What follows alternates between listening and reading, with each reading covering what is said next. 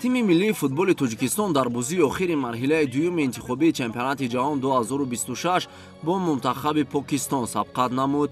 дидори дастаҳо дар варзишгоҳи марказии шаҳри Душанбе доир гардида бо ҳисоби калони 3-0 ба суди футболбозони тоҷик хотима ёфт.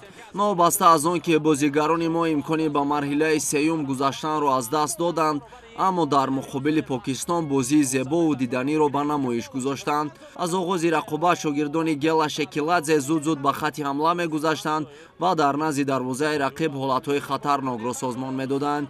дар дақиқаи 35-уми вохӯрӣ Шервони Муҳаббатшоев аз ҳайати мунтахаби Тоҷикистон аз партофти олии ваҳдат ҳанунов истифода намуда ҳисоби вохӯриро кушод ва миллипӯшони мо ба пеш баромаданд.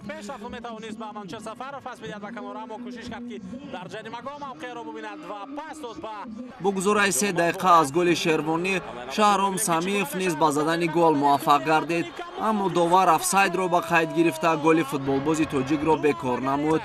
барои дастгирӣ ва мухлисии мунтахаби футболи кишвар ба варзишгоҳи марказии ҷумҳуриявӣ раиси маҷлиси миллӣ, маҷлиси олии ҷумҳурии Тоҷикистон, раиси шаҳри Душанбе, президенти Федератсияи футболи Тоҷикистон муҳтарам Рустами Эмомалӣ ташриф оварданд. қисми дуюми рақобат низ бо ҳуҷумҳои пайдарпайи футболбозони тоҷик оғоз шуд. дар ҳар ҳамлаи хеш шогирдони Гела Шекиладзе ҳолатҳои хатарнокро дар назди дарвозаи рақиб созмон медоданд. дар дақиқаи 65-уми бозӣ беҳтарин бозигари дидори мазкур Манучер Сафаров аз як имконияти мусоид истифода намуда голи дуюми моро вориди дарвозаи Покистон намуд.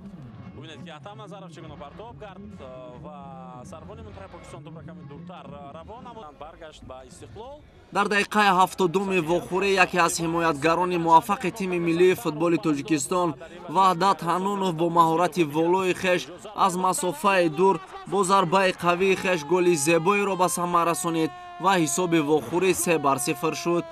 бо ҳамин ҳисоби 3-0 дидори тимҳои миллии футболи Тоҷикистон ва Покистон дар бозии охири марҳилаи дуюми интихобии чемпионати ҷаҳон 2026 ба анҷом расид. ёдовар мешавем ки мунтахаби Тоҷикистон дар даври дуюми марҳилаи интихобӣ дар Исломобод якачини Покистонро бо ҳисоби калони 5-1 мағлуб намуда буд. тими миллии футболи Тоҷикистон дар бозии гузашта дар сафар аз тими Урдун шикаст хӯрд ва имкони ба марҳилаи сеюми интихобӣ баромаданро аз даст дод. футболбозони тоҷик марҳилаи дуюмро бо 8 хол ҷамъбаст карданд. якачини Покистон дар ин марҳила ҳатто натавонист соҳиби як имтиёз шавад.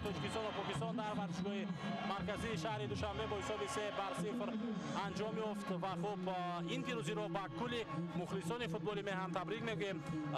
بعد باخت از اردن این غلبه یک مرهم شد با دل تمام مخلصان فوتبال توجیک. یک بار دیگه عذر می‌خوایم از مخلصا که نتونستیم بر دیگر دو راحت بیایم و از این با نگاه نکرده تشکر زیاد به همه‌شون که اومدن امروز ما رو دستگیری کرده ایستادن و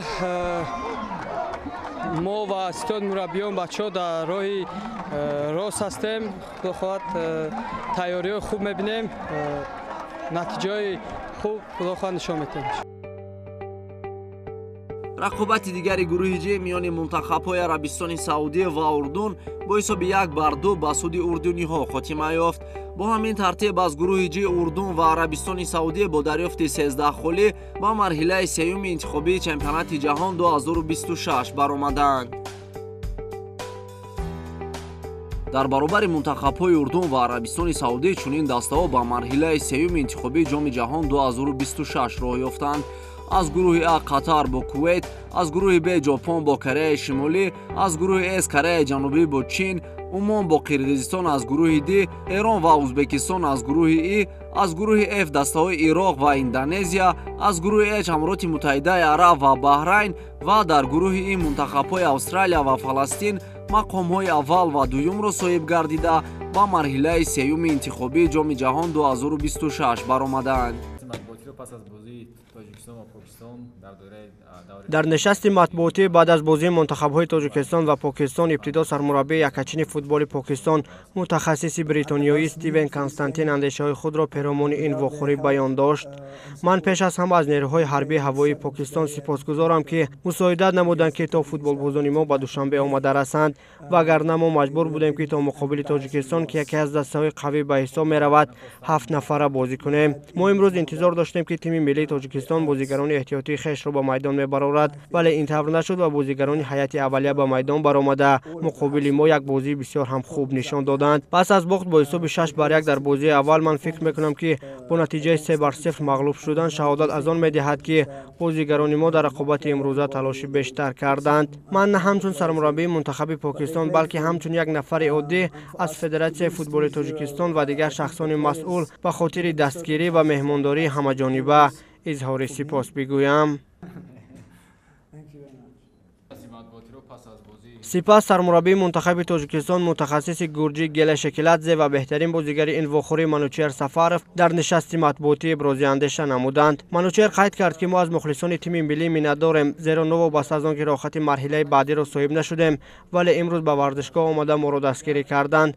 6 بازی دور دوم مرحله انتخابی برای ما خوب سپری گشت. سالهای پیش همه منتخب تاجیکستان را در مسابقات ها آوتسایدر می‌حسابیدند، ولی حال چنین نیست. در حال حاضر یکچین فوتبال تاجیکستان قادر است تا با دلخواه دسته آسیا مبارزه ارزنده نشان دهد. در نوبت خویش گلشکلادزه چنین گفت: ما اگر مرحله انتخابی را نتیجه گیری کنیم، پس ما در یک گروه نهایت قوی با عربستان سعودی و اردن قرار داشتیم. هدف کلی بازیگران و ستاد مربیان منتخب این به دست آوردن راحت مرحله بعدی و هرچه بر وقت راه یافتن به جام آسیا بود. وقتی که هدفها بزرگ هستند باید هجوم کنی و گل زنی.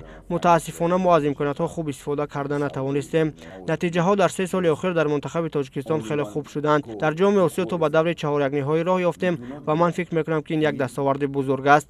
باید بگویم که ما در همین سطح ایستادنی نیستیم. کوشش میکنیم که در ادامه بیشتر رشد کنیم. در هر یک پیروزی ما نقش مخلصان خیلی بزرگ است و من همچون مربی از آنها سپاسگزارم. واقعا هم وقت در میدان هنرنمایی میکنی به دستگیری مخلصان به واسطه نیاز داره.